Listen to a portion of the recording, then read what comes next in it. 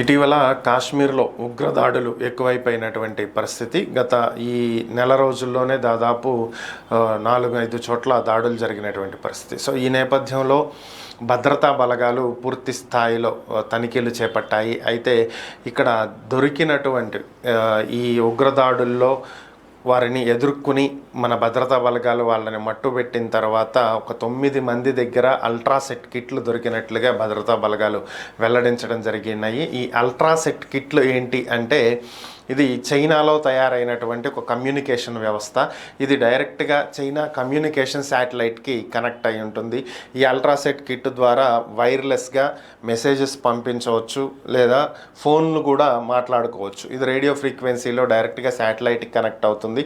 అక్కడి నుంచి పాకిస్తాన్లో ఉన్నటువంటి ఒక సెంట్రల్ సర్వర్కి ఈ సందేశాలని చేరవేస్తూ ఉంటుంది. అక్కడి నుంచి మొత్తం కమ్యూనికేషన్ అంతా జరుగుతూ ఉంటుంది.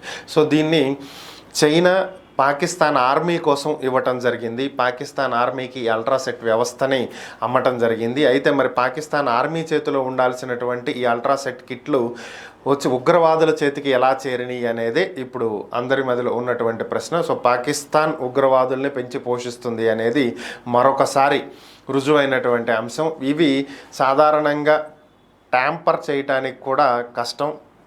వీటిని ట్యాప్ చేయలేము.